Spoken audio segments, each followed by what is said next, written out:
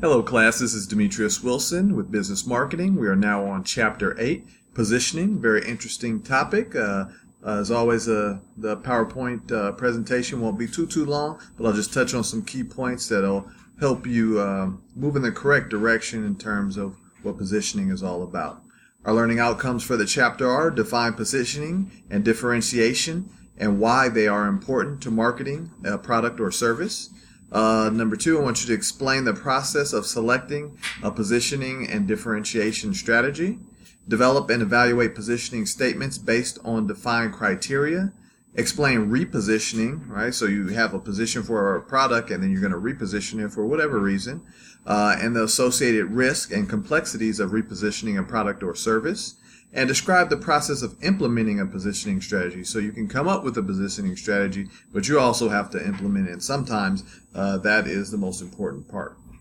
So let's just take out a couple of, or a few well-known companies that you guys have, probably all visited, and what their position is and what differentiates them from other companies. So for Walmart, they have a wide selection of products people want at the lowest prices. So what are their differentiators? They have a wide selection and low prices. Some of the other companies that might be in that realm, maybe their prices aren't as low. Target, they're trendy, fashionable products at reasonable prices, right? So they didn't say low prices or low prices, but they said reasonable prices. What are their differentiators? Continually refreshed, on-trend product selection, and that's definitely not at Walmart.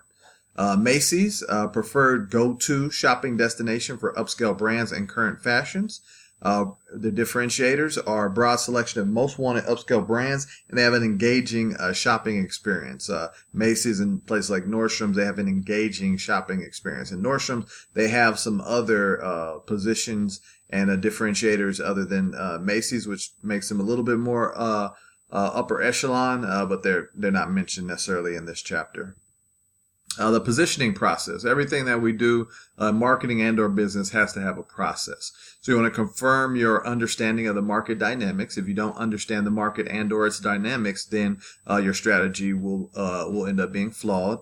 Number 2, you want to identify your competitive advantages. What am I better at doing than everybody else? And then I want to maximize those advantages. Number 3, you want to choose competitive advantages that define your market niche, right? So if there's this one thing, like I get this one product and nobody else has it, I want to continue to, advance upon that niche. I've got this one thing right here. So for instance, if you sell medicine balls, but I sell the medicine balls and I'm the only one that sells them of the bouncy material. Now, no, I'm not, but I'm the only one that sells the bouncy materials where you can throw it on the wall or you can bounce off the ground. And that's my niche. And that's where I want to, invest a lot of my money. Number 4, you want to define your positioning strategy. Like I said, you want to define it and also you want to implement it. And then number 5, you want to communicate and deliver on the positioning strategy. So you communicate what it is, you implement it, and then you deliver on everything relative to your strategy. These are just put there because they're very, very interesting. So it's like a perceptual map. So don't get offended if you have any car that's not in the ideal section here. Actually, I have one, and I'll explain that that's not necessarily an ideal section. But let's just check it out. It says high price and high quality. You have BMW, Audi, Porsche, and Mercedes-Benz. None of us would argue that. You have high quality and low price. You have Ford, Toyota, and Honda. Don't think I'd argue that either, right? They're not in the super high price category.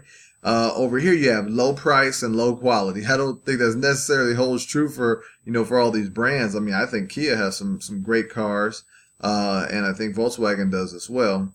And then over here you have a high price and low quality. You have Infiniti. And I guess this is like Mini Coopers. Well, I have an Infiniti. I don't think it's low quality. Probably the high price part is right. But I don't know why they wouldn't necessarily be over here. I think they'd be at least closer to the middle. Maybe you won't put them as high as these 4, but I wouldn't necessarily put them in that quadrant. But I'm also maybe not the expert as much as they are. Over here, this is interesting. You have your younger and edgier programming, and then you have your older mainstream programming.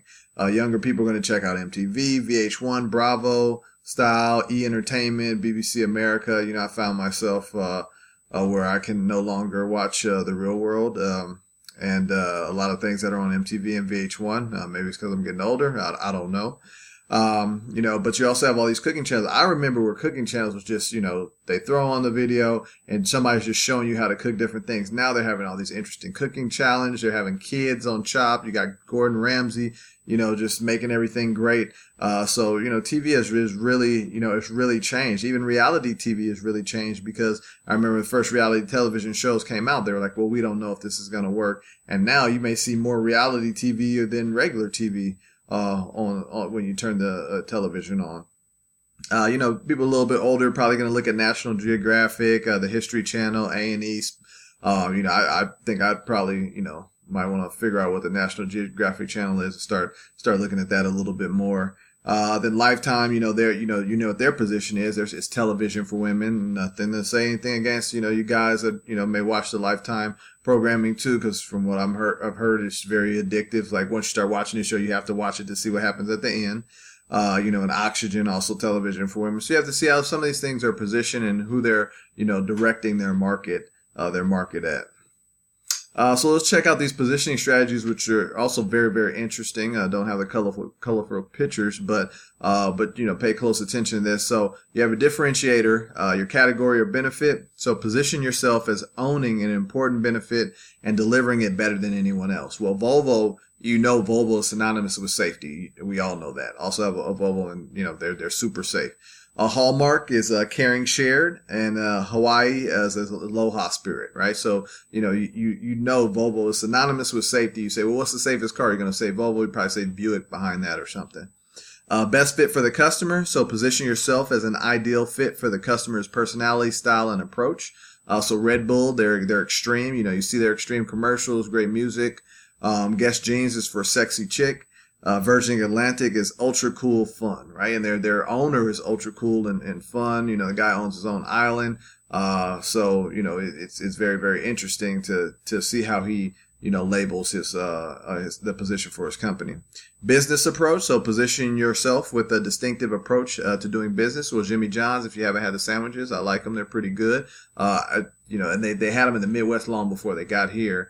But Jimmy John's is unbelievably fast. They put in your order, just walk down there to the end and we'll have your sandwich to you in a second.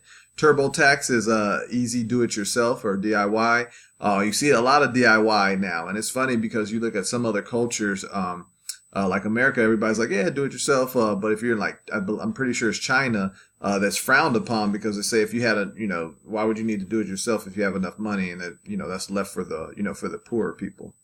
Anti-competition. So position yourself as a preferred alternative to the competition. So Apple equals think different. All right. There's people that just, hey, we want to be like Apple, not necessarily like Android, where everything is kind of like the same and, compatible.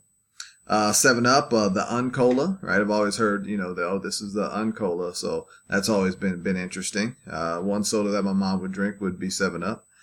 Price. So position yourself according to the price, lowest cost, best value for the money, luxury or premium offering. So Walmart has the lowest price. Ryanair has cheap flights, and Old Navy has affordable fashion, right? Their fashion is affordable. It's not super cheap, but it's affordable, still looks good. And then last but not least, quality. So position yourself according to the quality standard, high quality, best in class, or reliability, or else reliably good quality at a reasonable price, right? So Ritz-Carlton is the ultimate luxury, and that's one of the reasons why I'm sure that they were voted one of the best companies to work for. I don't know if it's been every year since they've come out with that award, or last 4 years, but it's a lot. It's a huge number. Positioning statements. So let's check out these positioning statements and see what you have to say about those. Might possibly be an assignment relative to that. So Nike brings inspiration and innovation to every athlete in the world. To married women over 50, and I don't think it's just over 50, but Victoria's Secret is a brand of alluring lingerie that will reignite the passion in their marriage. And maybe that's their positioning statement towards women over 50. I don't know. But I see plenty of women under 50 in Victoria's Secret. For taxpayers, H&R Block offers the best tools and tax professionals to examine their lives through taxes and find ways to help them save time and money. So I think, H&R Block is a great, option. But if you do have somebody who kind of knows your situation, you've been going for years and years, they'll probably get you a little bit more money. For shoppers, Macy is a premier national omni-channel retailer with iconic brands that serve customers through outstanding stores and dynamic online sites. One thing you check out and just realize that, do you ever see anything that's Macy brand? You don't. It's not. They don't make things there. They're retail. They get things from other places and they say, mark them up and sell them to you. Business leaders, Wyden and Kennedy is an independent, creatively driven advertising agency that creates strong and proactive relationships between good companies and their customers, right? So that's their position statement. It's good because it's a company in there that you see their positioning statement. That's not something that you 100% know, because you 100% know Nike, Victoria's Secret, H&R Block, and Macy's. You know those for sure, but you may not know Wyden and Kennedy. And that's it for Chapter 8. Like I said, short and sweet. Make sure that you complete all your assignments and or tests and or quizzes for the week. And if you have any questions, as always, feel free to email me. I'll be sure to answer them. So as always, I want you all to have a good day and a great week.